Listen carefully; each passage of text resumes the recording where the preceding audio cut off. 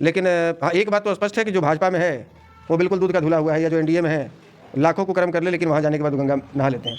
तो आज देखिए कितने लोगों पर आरोप लगा है और कितने लोगों पर आरोप भविष्य में लगेगा, लेकिन आज उनसे जुड़े हुए संबंधित एक भी मंत्री, एक भी सांसद, विधायक का नाम बताइए जो जेल में हो, जिन पर कोई कार्रवाई हो रही हो। तो क्या आपके सारे नेता, सारे मंत्री, सारे विधायक, सारे सांसद बिल्कुल एकदम हरिश्चंद्र की औलाद हैं और बाकी सब के सब चोर डकैत? नहीं होता भैया कि ये आखिर किसके दबाव में सजा दिया गया? गृह मंत्री का कैसा दबाव था? कैसा दबाव? क्या वो जो माननीय न्यायाधीश अभी चीफ जस्टिस बने हैं परसों, जिन्होंने फैसला सुनाया, क्या माननीय गृह मंत्री उनको चीफ जस्टिस नहीं बनने देते? जो दबाव जिस तरह से एक मैटर है कि मुन्ना शुक्ला, आप भी जाके उनसे मिले थे, एक कॉल रिकॉर्डिंग भी वायरल हो रहा था कि अमित शाह बोले हैं, इस पर क्या कहिएगा? कॉल रिकॉर्डिंग नहीं था, वो जिनके स्वर्गीय ब्रज बिहारी जी जो पूर्व मंत्री, उनके हत्या के आरोप में मुन्ना शुक्ला जी को उम्र कैद की सज़ा सुनाई है सुप्रीम कोर्ट ने।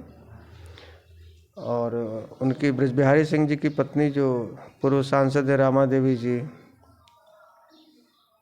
वो पीसी बुलाई थी इनके सज़ा होने के बाद में प्रेस कॉन्फ्रेंस, और संयोगवश माँ सरस्वती उनके जिह्वा पर बैठ गई और इसी बीच में कॉल आया और वो उत्सुकता बस, हाँ माननीय गृह मंत्री जी के दबाव में ये सब हुआ है, नहीं चाहते तो नहीं होता, उनको बहुत बहुत धन्यवाद। तो भाई न्यायालय के फैसले में गृह मंत्री का दबाव कैसा? और आप उस ओहदे पर रही हैं जहां संविधान बनाया जाता है, तो आप संविधान तोड़ने का काम कर रहे हैं, वो भी पब्लिकली मीडिया के सामने। दर्जनों मीडिया वाले लोग थे वहां पर, इस पर सवाल कोई क्यों नहीं उठाता? तो हमने यही सवाल उठाया था कि भाई इस तरह से ये डिक्टेटरशिप देश में नहीं चलेगा ना। यहाँ तानाशाह तो चलेगा नहीं, यहाँ तो लोकतंत्र है, यहाँ तो जनता को राजा बताया जाता है, लेकिन ये तो तानाशाही रवैया अपनाया जा रहा है। और मैं ये नहीं कहता कि सुप्रीम कोर्ट का फैसला सही है या गलत है, माननीय न्यायालय पर या उसके टिप्पणी पर कोई हस्तक्षेप करने का हमारा कोई अधिकार नहीं है। लेकिन जो बात इन्फॉर्मेंट, रामा देवी सूचक है उस घटना की, इन्फॉर्मेंट के द्वारा ही कहा जा रहा है कि फलाने व्यक्ति के या फलाने पर्सनालिटी के दबाव में आकर न्यायालय ने ये फैसला लिया है, तो ये न्यायालय के न्याय पर सवाल खड़ा करता है। न्यायालय से तो हम लोग निष्पक्ष न्याय की उम्मीद करते हैं। दोषी हैं तो निश्चित रूप से सज़ा होनी चाहिए, निर्दोष हैं तो बिल्कुल सज़ा मुक्त होने चाहिए, लेकिन इसमें दबाव वाली बात कहाँ से आई? और इसकी जांच होनी चाहिए। बड़ी बड़ी केंद्रीय कमेटियां बनी हैं, जांच एजेंसियां बनी हैं, तो इस पर इन चीज़ों पर दबाव जांच क्यों नहीं होता भैया कि ये आखिर किसके दबाव में सजा दिया गया? गृह मंत्री का कैसा दबाव था?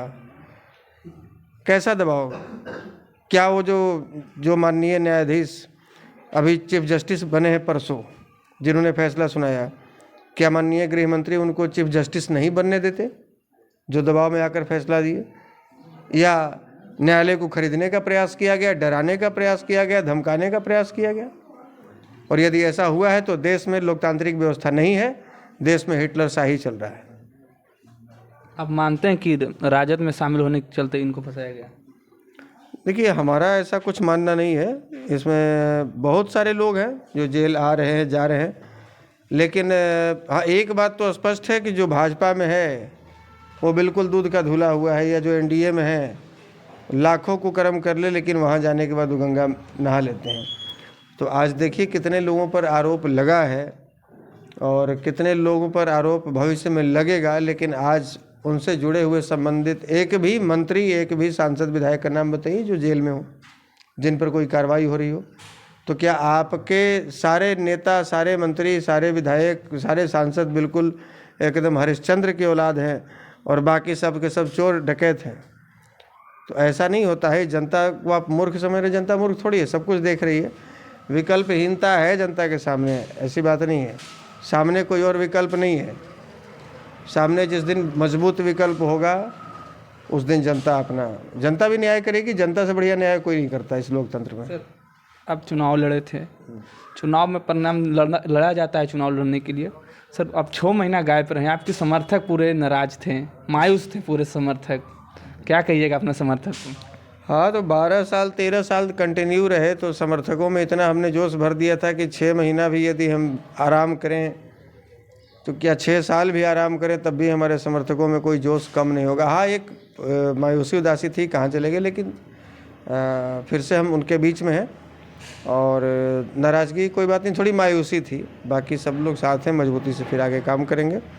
चुनाव तो आता जाता रहेगा, लेकिन हम जो अपने मिशन में लगे हैं उसमें लगे रहेंगे।